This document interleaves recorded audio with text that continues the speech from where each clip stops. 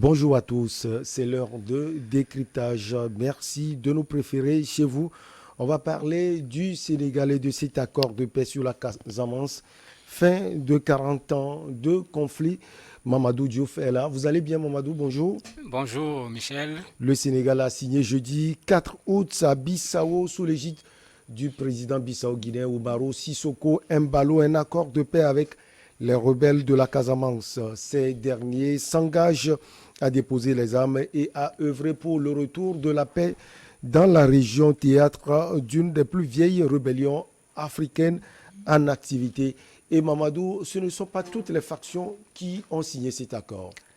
Tout à fait, la rébellion casamançaise, à travers ce qu'on appelle le MFDC, ce mouvement a été un mouvement unique qui a été sous la houlette d'un prêtre, Abbé Diamacoune Senghor, pendant pratiquement 25 ans. Avec Abbé Diamacoune Senghor, on avait un mouvement avec ce qu'on peut appeler une aile militaire et une aile politique. Et généralement, c'est l'aile politique qui était dans la discussion, l'aile militaire était bien sûr sur le terrain. Après sa mort, le mouvement s'est divisé et les divisions ont continué de sorte que parfois même certaines factions du mouvement se sont affrontées pour le leadership du mouvement. Ici, on est avec César Atoute Badiane. Lui, il est plutôt au niveau de ce qu'on appelle la faction sud, ce qui était plutôt vers la frontière avec la Guinée-Bissau. Vous avez un autre leader de ce mouvement qu'on appelle Salif Sadio, qui est au niveau de la faction nord, vers la frontière avec la Gambie. Si les gens se rappellent, il y a quelques mois, c'est avec lui qu'il y avait eu des affrontements et certains des Sénégalais qui étaient présents au niveau de la Gambie au titre de la CEDEAO pour la sécurisation de la Gambie, il y a eu des affrontements et des soldats sénégalais avaient été pris en otage pendant ces affrontements-là. Donc lui, il n'est pas signataire de cet accord. Vous avez également quelqu'un comme Ibrahim Kompas Diatta qui n'est pas signataire de cet accord, mais les deux premiers que j'ai cités sont aujourd'hui les deux factions militaires qui sur le terrain pouvaient poser problème. Les autres factions ont de plus en plus tendance à être vraiment réduites à leur plus simple expression, sans compter que beaucoup d'autres du MFDC ont depuis longtemps accepté le principe de la paix en acceptant de déposer les armes. Alors, si on comprend bien, Mamadou Diouf, cela veut dire que le MFDC même est divisé. Oui, le MFDC est divisé. Il est d'ailleurs divisé depuis longtemps. La Gambie du temps de Yaya Jammeh avait organisé ce qu'on avait appelé les rencontres de Banjul, parce qu'à un certain moment, l'État sénégalais avait dit à des intermédiaires qui venaient proposer leur médiation pour résoudre le problème qu'on ne pouvait pas discuter avec plusieurs mouvements. Il faut au moins que les gens du MFDC se mettent ensemble, qu'ils s'entendent pour qu'on puisse discuter. Puisque vous en aviez qui disaient, bon, c'est l'indépendance ou rien. Vous en aviez qui considéraient que, bon, on peut négocier autre chose que l'indépendance. Bon, si l'État sénégalais doit négocier avec ces deux, comment donner l'indépendance ou rien à certains et négocier avec d'autres l'indépendance, ça posait problème. Donc, dans ce qui a retardé même les négociations avec l'État du Sénégal, il y a eu parfois cette difficulté parce que les factions n'avaient pas exactement la même position et les mêmes propositions pour la paix en Casamance. Alors, qu'est-ce qui sous-tend la signature de cet accord? Qu'est-ce qu'on a dans le contenu même, Mamadou Diouf? Ben, rien à filtrer pour le moment et ça se comprend. Ce genre d'accord, quand on les signe, il ne faut pas oublier que nous, on voit le côté événementiel, on nous montre les personnes qui signent les accords, mais avant que ces personnes ne se retrouvent autour d'une table pour signer ces accords, il y a d'autres personnes qui ont fait le véritable travail. Il y a quelqu'un qui a écrit le texte et c'est ça le plus dur. Parce que quand on signe un accord, on le regarde lettre par lettre, virgule par virgule. Et chacun a tendance à vouloir que les mots soient bien précis pour que demain, que l'accord ne se retourne pas contre un des signataires. Ben, c'est là qu'il faut se féliciter en tant que Sénégalais de l'action de Freddy, qui est quelqu'un qui fréquente quand même ce plateau, qui est connu dans les médias au Togo, puisqu'il fait partie de ces hommes de l'ombre avec le Centre de dialogue humanitaire de Genève, qui ont facilité la signature de cet accord. Souvent, on ne les voit pas quand même parce que, comme on dit, c'est les hommes de l'ombre, c'est eux qui font les démarches, c'est eux qui partent et qui reviennent.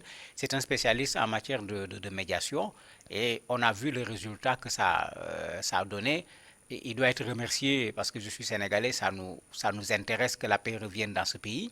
Il doit être remercié également parce que c'est un Africain qui est venu faire ce travail formidable qui permet aujourd'hui à une faction du MFDC de déposer les armes et de se tourner carrément vers autre chose. Alors, le dirigeant sénégalais Macky Sall a dans la foulée félicité cette avancée sur son compte Twitter. Je salue l'accord de paix et le dépôt des arbres signés ce 4 août à Bissau entre le Sénégal et le comité provisoire des ailes politiques et combattantes du MFDC. Je reste engagé pour la consolidation de la paix durable en Casamance. Justement, les partis, justement, quel rôle elles peuvent jouer pour que cette paix soit concrète? D'abord, il faut dire que le président Macky Sall a quand même joué un rôle important dans cette crise casamançaise. Elle a commencé, c'était le président Abdou Diouf qui était là.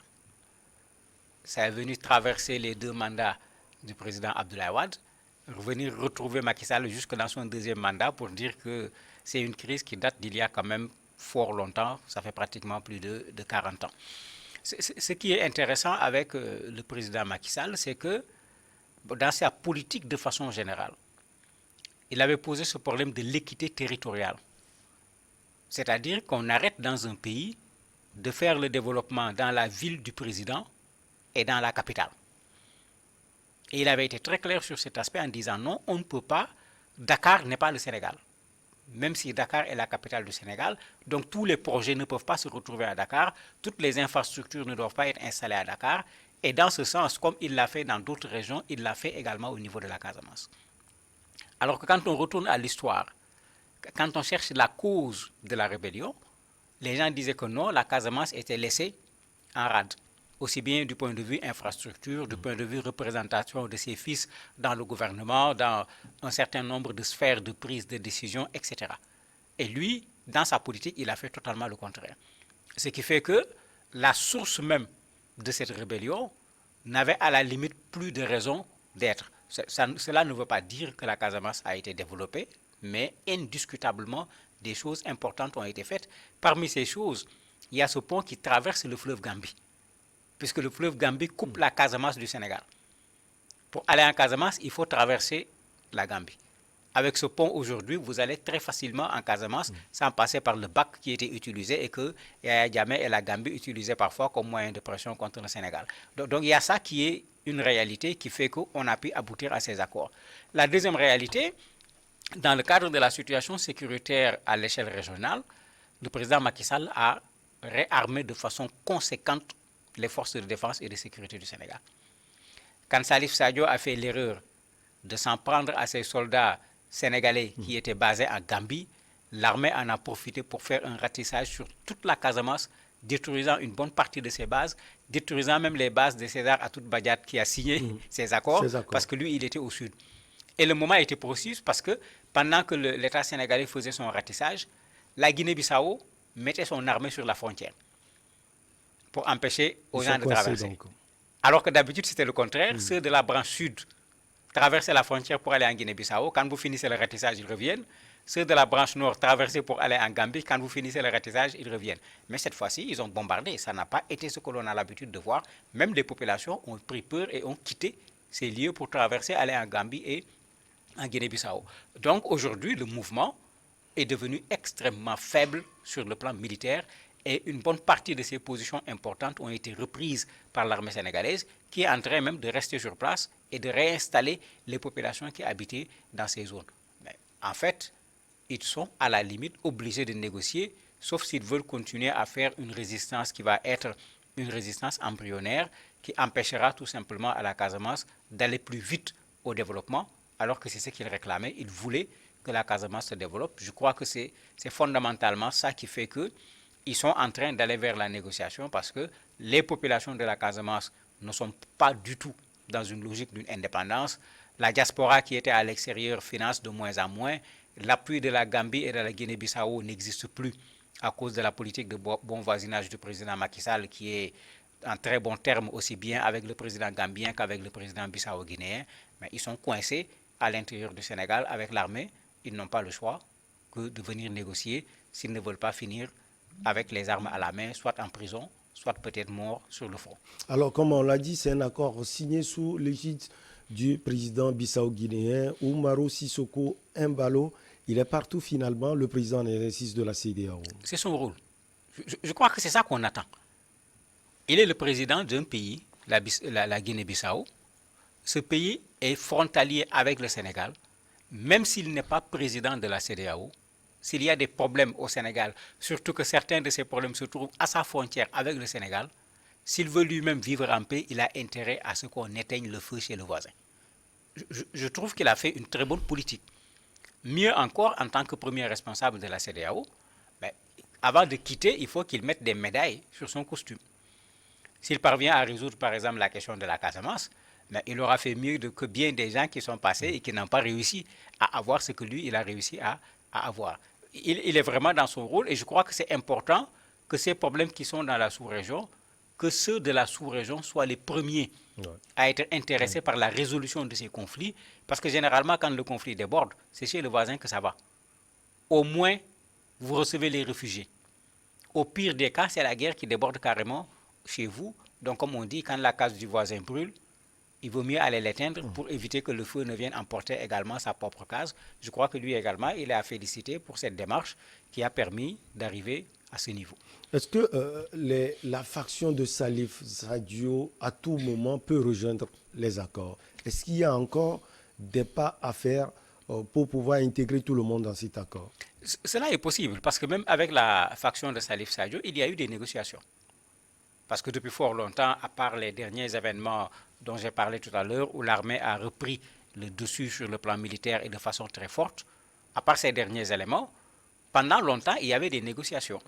Avec la branche de Salif Sadio, il y a Saint-Étidio qui était là comme facilitateur pour ces négociations, mais qui n'avait pas véritablement abouti.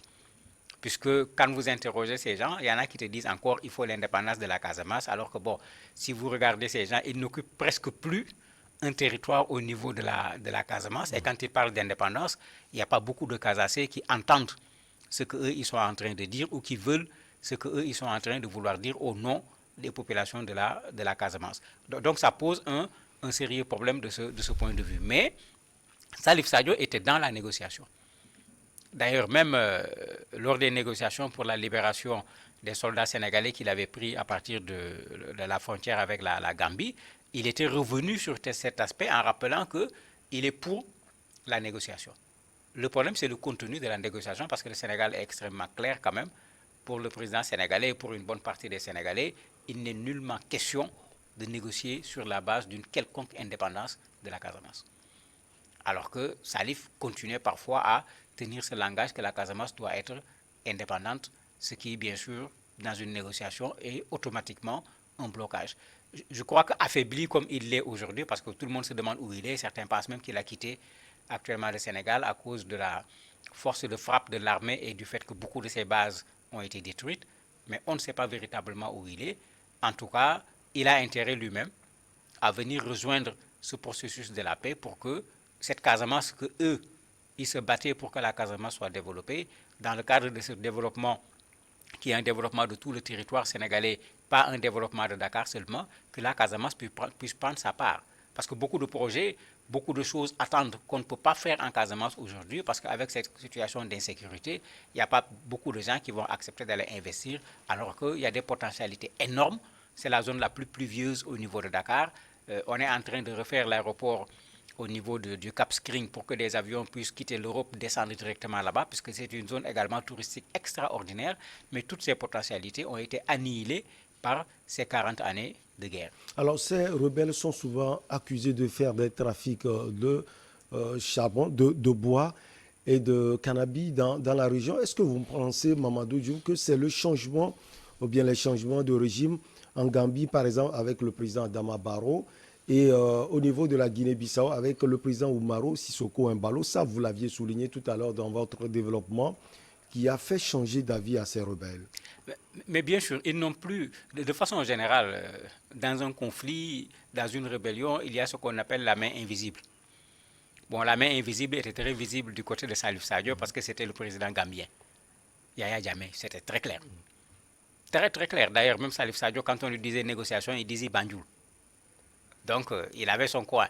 Avant Mbalo également au niveau de la Guinée-Bissau, il n'y avait pas de la part de la Guinée-Bissau quand même un soutien très affirmé par rapport au groupe du MFDC, mais il y avait un peu un laisser-aller qui faisait que les gens du MFDC pouvaient traverser la frontière, après avoir fait des rapts par exemple au niveau des populations, traverser la frontière pour aller en Guinée-Bissau.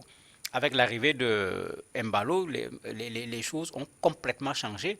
Même chose également au niveau de la Gambie. Tous ces deux pays entretiennent actuellement de très bonnes relations avec le président Macky Sall. Mais en ce moment, Mbalo, en tant que responsable de la CEDEAO, va dire à ces gens, mais attendez, on ne peut plus vous laisser venir dans notre territoire. Vous avez intérêt à aller plus vite dans les négociations pour trouver une solution. Et comme je l'ai dit tout à l'heure, ils ne peuvent plus aller facilement en Guinée-Bissau parce que la Guinée-Bissau, avec l'armée sénégalaise de concert, met son armée à la frontière quand l'armée sénégalaise fait le ratissage. Ben, en ce moment, il leur reste quoi? D'ailleurs, c'est ce qui crée des problèmes souvent dans les rébellions. Les rébellions ont toujours tendance à aller se trouver une base arrière dans un des pays voisins pour ne pas faire face à l'armée, puisque les rébellions, ce n'est pas une guerre conventionnelle. On vient par surprise, on attaque et puis on se replie. Ils n'ont plus cette possibilité et c'était ça leur tactique principale au niveau de la Casamance. C'est une des raisons pour lesquelles, bon, on regarde la situation au Sénégal, vous ne verrez pas quelqu'un défendre la cause du MFDC, bien que vous verrez les gens défendre la cause de la Casamance, parce qu'il y a une différence entre le MFDC et la Casamance, ce qui fait que leur discours actuellement n'emporte plus. Il faut dire également que depuis la mort de Abbé Diamacoune Senghor, le MFDC a eu du mal à avoir un leader, aussi bien sur le plan militaire, mais surtout au niveau de ce qu'on appelle l'aile politique. Ils ont eu tout un problème pour pouvoir avoir un leader. Il y a Sané qui a essayé, mais ça n'a vraiment pas tenu la route. Donc il y a tous ces éléments qui font qu'en fait, ils sont en situation de faiblesse. Et dans une guerre, c'est comme ça. Quand vous arrivez à un certain moment, il faut accepter de venir s'asseoir et de signer parce que vous ne pouvez même plus continuer la guerre. Vous n'en avez ni les hommes, ni les moyens militaires, ni les moyens sur le plan financier. Et ce dont vous parlez tout à l'heure, le commerce du bois, c'est le bois de Venne. Il y a un bois très intéressant qui se trouve dans cette zone. Le commerce a des difficultés parce que quand on prenait le bois de Venne, on ne peut pas le faire partir à partir de la Casamance, puisque son commerce est interdit sur le territoire sénégalais. On le faisait passer par la Gambie pour envoyer en Chine, clairement, alors que la Gambie n'a pas ce bois. Donc c'est du bois sénégalais qui quittait la Gambie, Banjul en particulier, pour aller en Chine et qui rapportait énormément d'argent. Vous avez également, pas seulement le trafic, mais la culture du cannabis, puisque la zone est très favorable. Bon, souvent le MFDC s'est défendu, mais il y a énormément de preuves, même quand les militaires tout récemment ont détruit certains des camps. À côté des camps, ils ont montré les champs de cannabis qui étaient exploités et bien sûr, ça leur permettait d'avoir un certain nombre de ressources pour alimenter cette guerre. Et ça, aujourd'hui, tous ces éléments, ils ne peuvent plus les avoir parce que c'est plus difficile de faire passer le bois, c'est plus difficile de faire passer le cannabis, c'est plus difficile de cultiver. Bon, sans les moyens financiers, quand on veut continuer la guerre, ça devient extrêmement compliqué. Merci beaucoup à vous, Mamadou Diouf. On marque une petite pause comme de coutume. Et derrière, on reçoit Ashraf Orosama. Il est le conseiller juridique du PDP et assistant plutôt parlementaire du président du PDP, honorable Innocent Kabara.